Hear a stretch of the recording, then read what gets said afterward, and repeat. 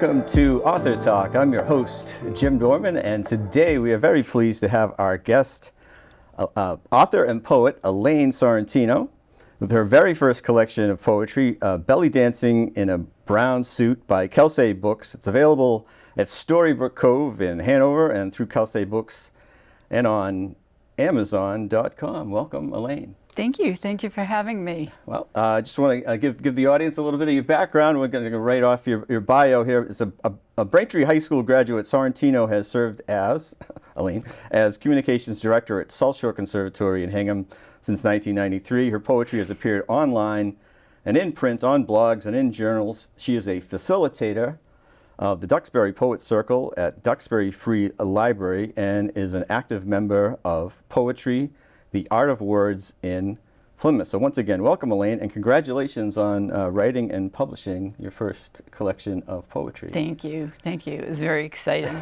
Yeah. I'll bet. Well, I thought it might be worth it to read some of Wilda Morris's comments that are included in your book jacket, just to give our viewers a reference point. Belly Dancing in a Brown Suit is a fascinating portrait of life in the U.S. post-World War II, childhood traumas, the exigencies. That's a word I'm not that familiar with, Wilda, so thank you. I'm going to look that up again. Of family life, including birth, divorce, mothering, elder care, and death, health issues, including COVID, especially breast cancer, and even rape. For each of these, there are befores and afters, because they alter the life of the narrator. These poems are livened and deepened by the presence of details, also characteristics of the era in which the poems take place. And that's a big connection for me because I think we are of a similar era. I think so. Growing up in the 60s and 70s. Mm-hmm. Things like Scrabble and Candyland, Land O'Lakes butter and Ruffles potato chips, the Boston Red Sox, and a Singer sewing machine, to name a few. There's also an iconic road trip, and of course, that iconic brown sweatsuit, which we see on the cover of the book. While we are relishing personal and family stories, Sorrentino occasionally surprises us with a poem on a contemporary issue, which should not be a surprise since her family origin stories include the Great Acadian Deportation, of which mine does as well, another connection. There's also an abundance of humor, which is great, which shows up in some of her haikus. Readers of a certain age will revel in the memories the book elicits. So like I said, certainly true for me. Thoroughly enjoyed reading the book and making all the connections. Thank you. With your poetry. How did this all come about? You know, your first book, is it something you wrote all the poems for now, or you've been writing these all your life? No, actually, I have a journalism degree. Okay. So for a huge portion of my life, I was telling other people's stories. And probably 10 years or so ago, I thought about my kids and I thought about all the stories of things that happened in my life that they didn't know about. And I thought, first I started doing memoir writing, mm-hmm. but during that time, my aunt actually passed away. Mm-hmm. She would never consider herself a poet, but she wrote poetry her whole life. And it was in scraps of paper, like all through her house. So when my mother inherited her house, I had a whole book of poetry there with all of her pieces of poetry. Right. So I put a book together for her whole family, like her nieces and nephews, so that, because it was part of their heritage as well. Yes. And at that point I thought, what a neat way to tell your story, through just snapshots. And that's pretty much what this book is just little snapshots. Mm-hmm. And I just started doing it for myself, intending to share them with my kids. And then I started going to poetry circles and open mics. And the very first open mic I went to, someone came up and asked about the Rapi Cha-Cha, which is a story about my parents making rafi pie in the kitchen. Mm-hmm. And they said, the woman said, "Oh, that's what used to happen in my kitchen. Yeah. Can I buy your book?" Oh. And I'm like, I don't have one. So I just took it out of my binder and gave it to her. But at that point, and that was probably 2019, I thought, maybe I do need to put a book together. Yeah. So since that time, since 2019, I've had a lot more pieces published. The book sort of came together little by little, and it got real direction after I wrote the poem Before and After. And so that was sort of my roadmap for this book. If something fell in that before and after category, it was part of the book. And a lot of my more humorous poetry did not fall in the before and after, so it got cut. But, must have been hard to lose those ones. Or, they're still there. They're there for yes, another okay. book.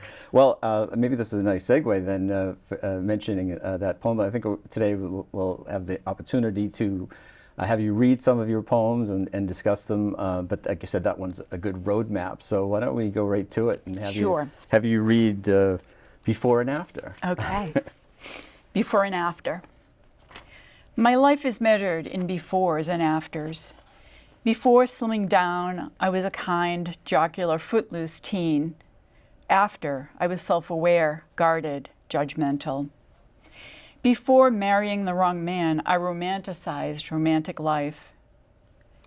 I romanticized married life. After, I embraced solitude. Before children, New Year's Eve was about partying. After, New Year's Eve was about staying safe. Before divorce, the ocean washed my home away.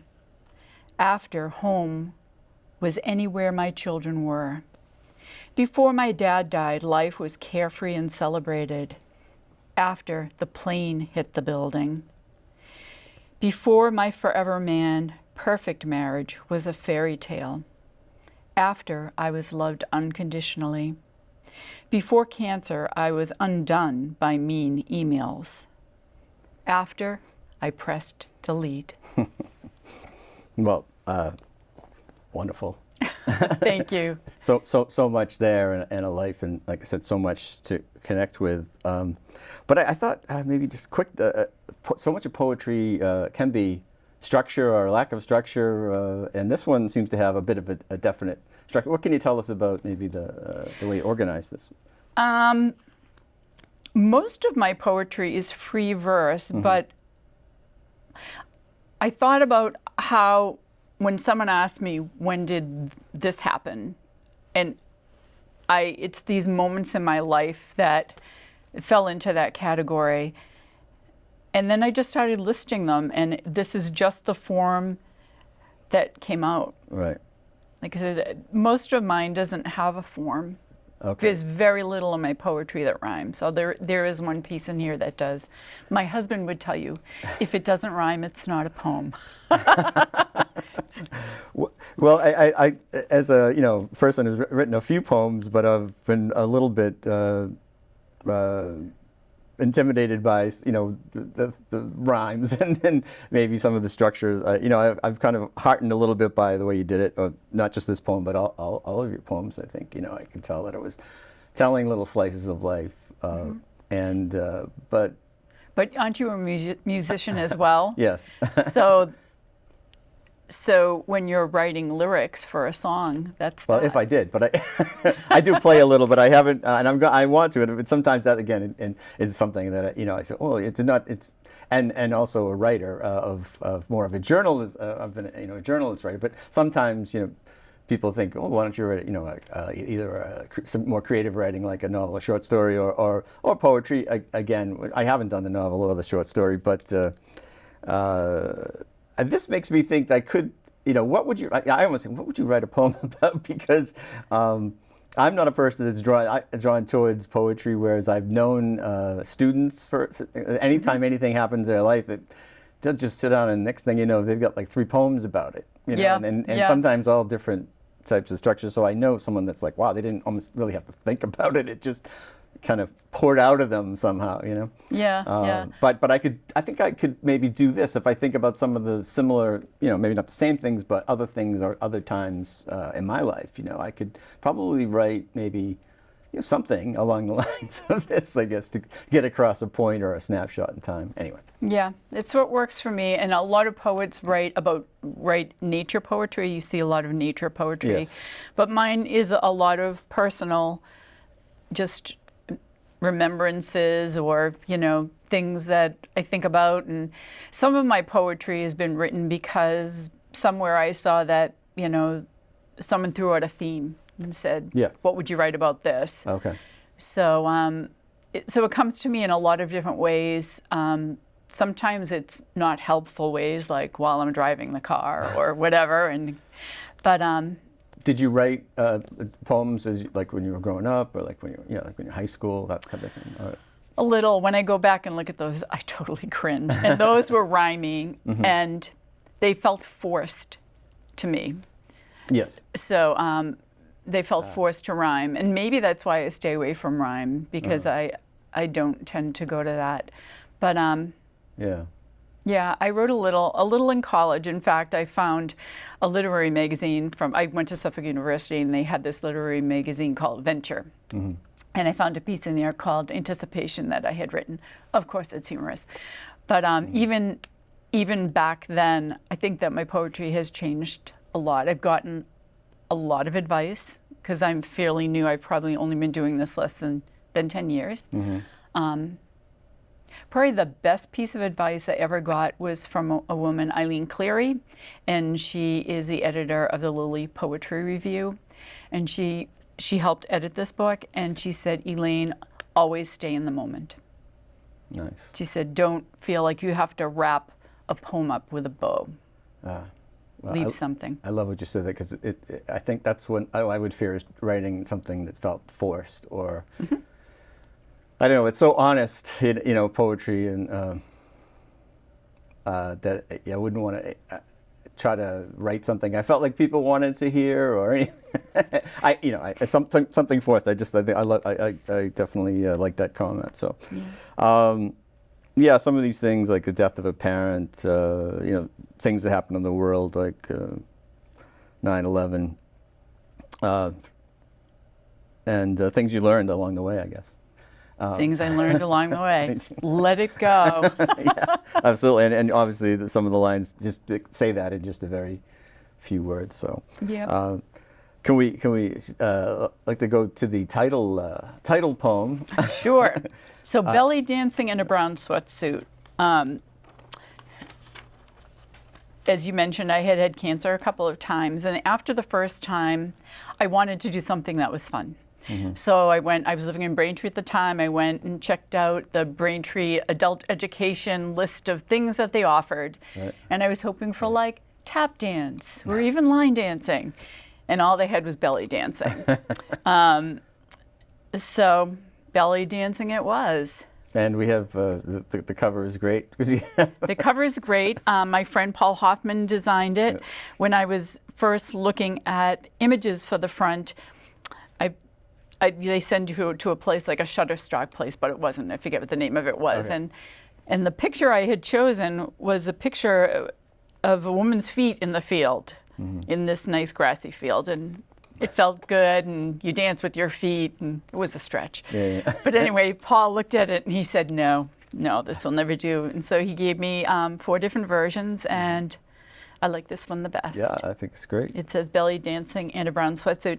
And another thing about this poem, it really means a lot to me. It is my official 100th poem published.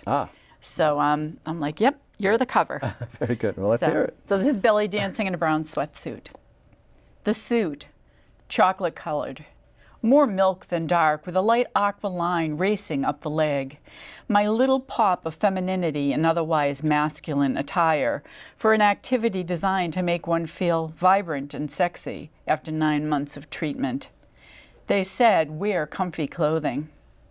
The instructor, dark-haired, exotic, energetic, smiles as she greets the class while donning her multicolored hip scarf, starts shimmying her torso, her percussive movements rewarded with a jingling at every thrust, ends with tiny hip vibrations, then coaxes her wide-eyed 40-somethings. Okay, ladies, now you try. We configure ourselves in a line dancing pattern and mimic her gyrations, uncertain how to make our hips snap. Ridiculous and clumsy as she urges, let me show you again. The rebellion.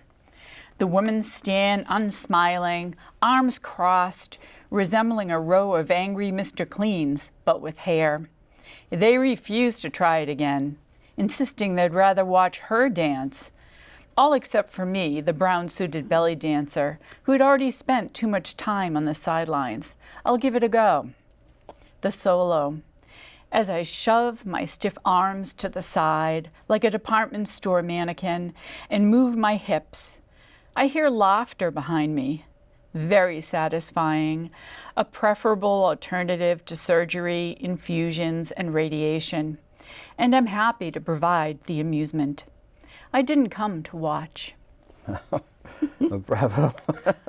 As someone who's been to a few adult education classes, thrown myself into things and thought that maybe the story of just what took place is as good as anything, I definitely can relate to this, and I love the humor of it, and some of the lines resembling a row of angry Mr. Cleans. It's perhaps my favorite. Yeah, it can be horrifying. But you gotta, Gotta try it. you gotta try it and laugh, and obviously you didn't come to watch.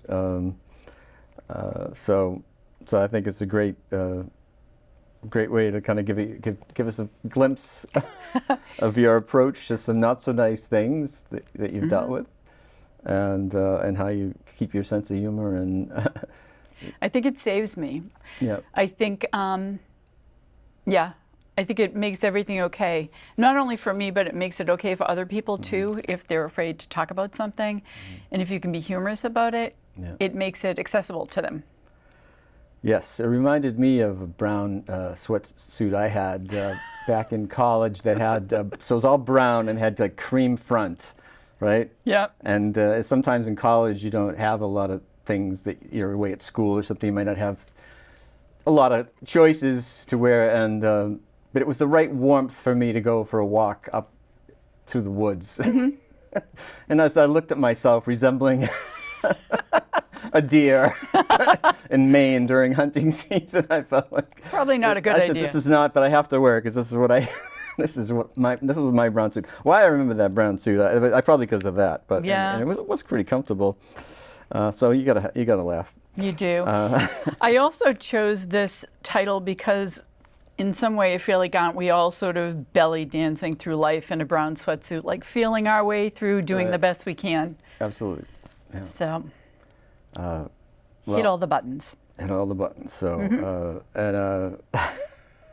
anyway, I can feel the other people in the class and just probably enjoying the fact that you were gonna go for it. Notice I did not become a belly dancer, I became a poet. Yeah, that's all right. There's a reason for that. That's all right. That's all right. All right. Let's see. What is? Oh, the next one's we were going to talk about your haikus. Haikus. Yeah. So starting in 2009, before my poetry journey started, some of my colleagues and myself, we used to put a haiku on every Tuesday. There would be like one person would start and we would all reply to it. But over time, I decided I wanted them all on my page so that I could compile them. So it wouldn't be like having my poetry out in the world and not having access to it. So I've written a number of haiku. Haiku is generally a thought. It's a 3-line poem. Usually it's 5 syllables, 7 syllables, 5 syllables. Okay. But modern haiku, and I think a couple of these might not follow that. Modern haiku is just getting the thought across with as few words as possible. Right. So, so would you like to hear a couple? Yeah. Yeah, absolutely. And this is haiku bouquet number.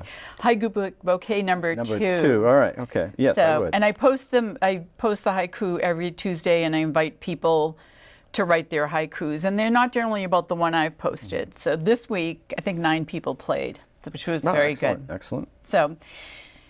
So we just finished Poetry Month. I had written this one a couple of years ago, and it went on Haiku Universe and Sappho's Torque. It says, bona fide poets spend one short month each year converting haters. So a lot of people don't understand poetry, and so those are the haters. We have to show them it's accessible. Yeah. I said, well, the short month has to be February, right? A shorter month. Yes. So here's a Halloween one. All right. Trick-or-treaters asleep. I Google, what wine pairs with Snickers? I love that one because that's great.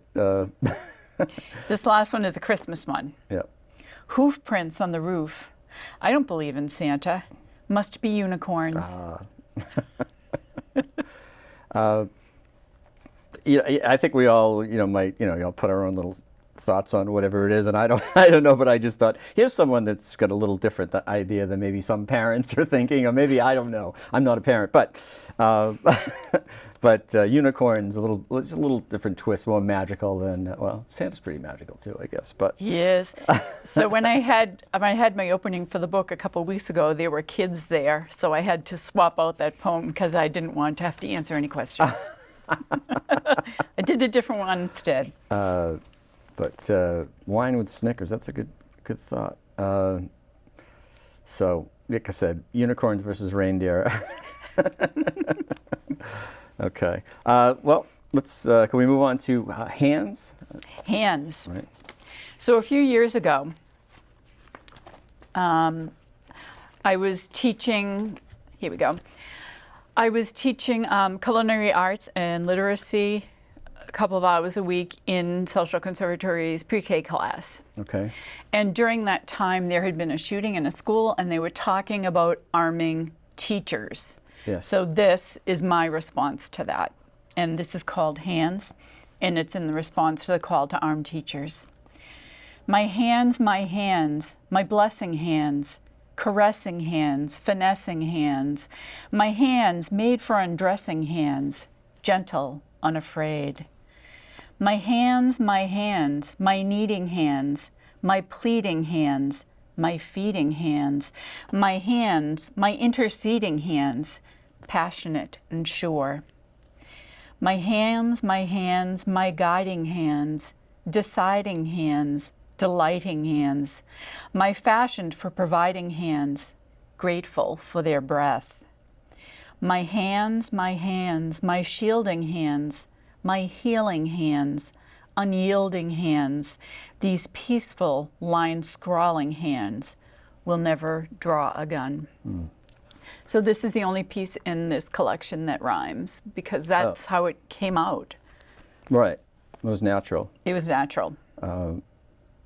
Well, obviously the overriding thought of not using your hands for that comes through, but also it just made me think about all the different things with your hands and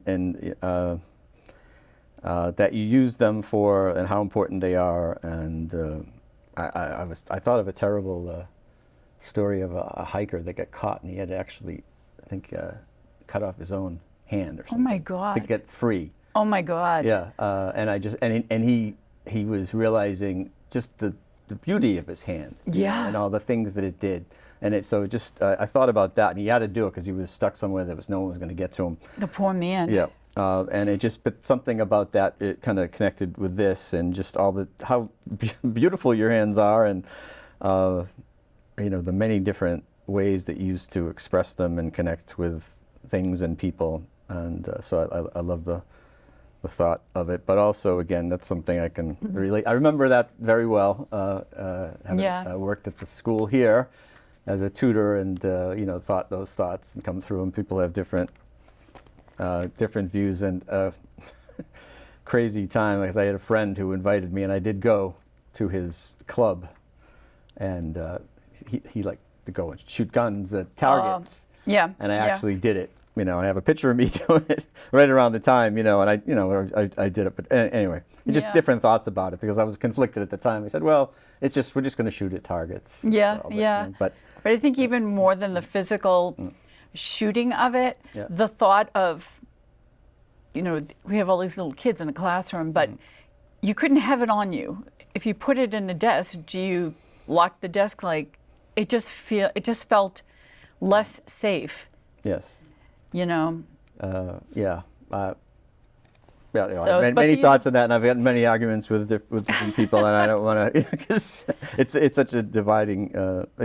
Certainly the idea of having teachers. I think, I had someone just casually say, well, the line, I'll probably mess it up, but something like, the only thing that'll stop a bad guy with a gun is a good guy with a gun, is what I was, kind of, Yeah. I think it's a little more complicated than that, but anyway. Yeah. Well, we'll move on, I guess. so that is that's also the only current event poetry that's in this book. Okay. All right. All right, so the next one I have is Eye for an Eye. Could you Eye read for that an for us? Eye. Yes. Eye for an Eye, this is a piece that I wrote after radiation, after I had the second instance. Mm-hmm. And this is a piece that an editor, remember I was telling you that it's occasionally an editor will say, "We better if it stops here." Okay. And she stopped it at a point, she said, "I would end your poem here," and I completely agree. All right. So this is called Eye for an Eye, post-radiation. After I silently counted the last 6 Mississippi on the linear accelerator, lowered my arms and rolled off the table, the technician tossed a fistful of confetti in the air and handed me a certificate of completion. In private that night, after unwrapping that tender breast, itchy and inflamed, soothing it with salve, I folded the beige parchment once, then once again, knelt before the fireplace, threw open the flue, and struck a match. Mm-hmm. Well, I sometimes wonder how people feel when they've graduated. I know. from and you've expressed how it felt for you there. I think the first time they had me ring a bell, Yes. but this time Right. it was the confetti. And this was actually 6 weeks before we went on quarantine for COVID. So that was quite the year, I'll tell you. Definitely powerful, and having not gone through that, you can only wonder what it must feel like. When I originally wrote the piece, it ended with, "You burn me, I burn you." And the editor said, "Isn't that what Eye for an Eye is?" Oh, right. Did you? Has been working with an editor, has that been a good experience? Yes. This was actually the editor. This appeared on the Keeping Room, Minerva Rising, which is a literary journal. They have a blog. So it was that editor who said, "We would love to accept it, but we feel that you should end it right here." Yes. So I needed to either say, "Yes, I accept that," or right. "No, I'll take it back and try it somewhere else." But I sat with it and I agreed. Yeah. You really have to open yourself up to the, criticism and suggestions, I guess, of an editor, right? I have found it more helpful than anything. When I was going through this book, there were some points at which what was being taken out would change the meaning. So if it changed the meaning, I would just, ultimately it's your decision as the writer to take it or not. But for the most, it was pretty spot on. Good. Yeah. I've been fascinated by speaking with you and other authors about kind of the process that they've gone through and rewrites and things like that, and where it's gotten them, and maybe realizing that maybe some earlier efforts weren't quite up to speed. So. A second bit of advice I've gotten that stays with me is show, don't tell. Okay. When you're writing, show, don't tell. Yeah. And as a journalist, you tell. But as a poet, you show. Yep. So. I'm a bit envious of that process. I think I've written a lot of newspaper articles and reviews and things like that, and basically I remember one of the things I learned early on was I thought it would be more of a back and forth type of thing, and they don't really have time for that. Yeah. So with my first editor said, well, look at what you wrote, look at what was in the paper and what we published, and compare the differences. Yeah. So, and I said, well, that's good advice. Not as much as I wanted. Maybe, I thought it would be a lot of discussion, but actually, then I realized that was great. And I did learn once your story is passed in. Yeah. it's gone. Right. But that's okay. Yeah, that's okay. And well, anyway. Yeah. They might rewrite the whole ending or the whole beginning for you with a newspaper. You're like, oh, they didn't like my intro. Yes. So the next one I wanted to do was 16. 16. I might have some questions on this one. This is one of the only ones that has not published or did not publish before. But Okay. I liked it, so I added it. This is 16. The year that started with my head in the toilet, I stuffed my friends into the family station wagon for Chinese fire drills at red lights, employed the small intestines of a dissected fetal pig to play jump rope, voted for class treasurer based on his athletic build and tempting dark eyes.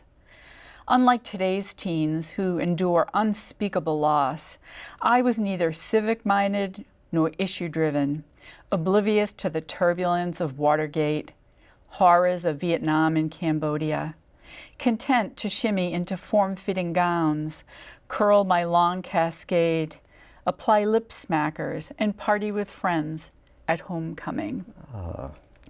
So this was, something, this was actually, I'm sorry I was wrong, this was a current event poem. It just didn't get accepted. But it made me think of, you had like David Hogue, who was advocating for, against guns. Gretchen, I can't remember her name, the climate girl. Gretchen. I'm going to mess it up. I know you mean. Yeah. So, there were all of these teenagers who were doing amazing things and bringing awareness to a lot of really important issues. And I was doing fire drills at red lights.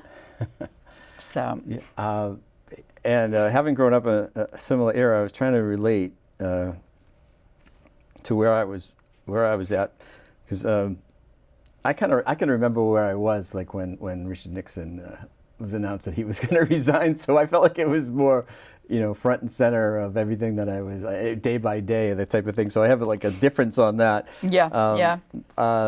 It was all everywhere. I couldn't believe it, and I just had to watch like everything. And I think, I was about 13 or something, maybe less. But the pig. The fetal pig. But that was. I did not find that humorous. Well, I guess I probably did, but everybody can relate. How crazy is it that they just give you these frogs and pigs and worms and things and a scalpel. And I didn't see it. Just looked like mush to me. Yeah. But you play jump rope. The station wagon is very cool. Doing things like that, it seemed some of it did seem quite innocent. Yeah. Or Yeah, there was nothing terrible here. Just I was in my own little happy social bubble, and given that again, this is because your poetry goes throughout your life. It's kind of to take this snapshot of this point in your life where maybe one of the more important thing was which dress are you going to wear to the the homecoming dance, that kind of thing. But so I think when you take it up, when you read the entire book, something like that kind of, I don't know, you think about that kind of time and who knows what's going to happen next. You don't ever know. And I look at this and I think at that time in my life, I was a good Catholic girl, and abortion was off the table. And then you mentioned that there was a poem about rape. It wasn't my rape, it was a friend of mine. Right. That made me change my mind about it, about choice. Right. I feel like I was, like I said, in a little cocoon here. This was happy life, and outside of my little cocoon, there were other things that were happening that I wasn't necessarily paying attention to. And I think, I'm not sure if it's the next poem, probably not. But when you get into choices about deciding to kind of do more your own thing and branch out and experience life, even maybe things that don't go with religion or things that you've been taught. It's kind of can be. I like the. We'll see when we get there. But the next one is the salad bar. A moment of silence. Oh, moment of silence for the salad bar. So I wrote this one after COVID, and I was a huge advocate of salad bars, particularly the one that was at the Fruit Center in Hingham, because my very good, office is yes, in Hingham. yes. I loved that one. So we're going to have a moment of silence for the salad bar. Curtains to the possibility of sesame cabbage salad and tapioca pudding building a relationship in the same takeout container. Adios to sidling up to the bar, surreptitiously elbowing my way to the last pickled beet among the vinegary cornucopia. The heavyweight champion of abundant choices, as appealing as hitching a ride, putting Noxzema on a sunburn, or helmet-free biking. Even the sexy plexi has repurposed itself since 2020, now guarding teenage cashiers instead of red bell peppers from sneezers and viruses. I miss sneaky side glances, pretending I'm not eyeing the tempting veggie protein combo composed by the stranger beside me with a chill-seeking palate. Goodbye to 8 different lettuces, the thrill of topping tuna salad with pickles and sunflower seeds, and daring to pluck tomatoes and red onion with the same tongs. What an exciting life I was living. Well, I have so many thoughts on the salad bar. Some of these are probably the reason why I don't do the salad bar as much. Just to mix all those things together. I tend to do that, and then what the heck have I got on this plate of mine? But yeah, I say after I read this, this is a treasure trove of connections, not all good. And the first stanza is probably why I don't, always partake with all those relationships. I know. They're not meant to mingle in the fine. takeout If you enjoy container, but they did. But I love the sexy plexi. That's a great reference. Has repurposed itself as to guard teenage cashiers. Yeah, that became quite a thing. I'm glad to see. Glad they've taken most of them out, I guess. But they are. And but any of the side glance. But it's also a social activity, right? Yeah, you're there. It is. What are you putting in yours? Other people, and someone's getting in your way. You want to move over. Yeah. So. Well, the Fruit Center definitely had the best salad bar. It was a whole room. Oh, really? I don't think I've definitely been to the Fruit Center, but I don't know if I've been to the salad bar. I don't think. The center had soups, and the outside had your vegetables, and then just kind of fun things, pickly things, and nuts and desserts. Tapioca pudding. I recently visited the Whole Foods salad bar, but I try to be specific about what I was getting, and I was successful because usually I think I'm just getting a few things, and then when you go to check out and you find out, whoops, how much am I spending there? Well, I'm enjoying going through some of your poems. All of the poems that were a selection of your poems. But there are some that are special to you. Yeah, and the one that I was kind of thinking about was that I'd like to have you read is Conflicted. If you. Oh my goodness! You know what? I did not bring Conflicted with me, right. But I have my book here. Oh, okay. So I will find it. I must have been conflicted about it. Well, I'm sorry, I sprang that on you, but as we were speaking, I think that was the one that I was thinking of. Yes. So this is Conflicted. All right. On my honor. One size 9 foot stuck in childhood. The other straddles adolescence. Where do I belong? I will try. Right arm tugged into obedience. Shrieks, be courteous, predictable. Rule follower, Girl Scout. To do my duty. Left arm hangs from its socket. What do I do with these new curves, these feelings, these desires? To God and my country, the desire to pursue the genuine me batters my inclination to obey. Shall I survive high school compliant or authentic? To help other people at all times. I want to be sultry, gravelly-voiced Carly, trading kumbaya for you're so vain. But in my uniform, I forget how to dream, and to obey the Girl Scout laws. I unfasten badges and pins from the sash, tuck them away with the rule book, and dance with exhilaration down an uncharted path. Yes, that was the one that made me think of some of my post-high school times, first off to college and being dealt with people maybe from different backgrounds and just kind of that conflict between what you'd always been taught to do and maybe maybe something you should try. Yeah, sometimes it almost forces you into being someone that you are not, and you have to decide, what am I? And it's really tough in those years. Right, because maybe some things you should say, no, that's not me, and other things, well, maybe I should try that. Yeah, as a teenager, you always want to be accepted. Right, yeah.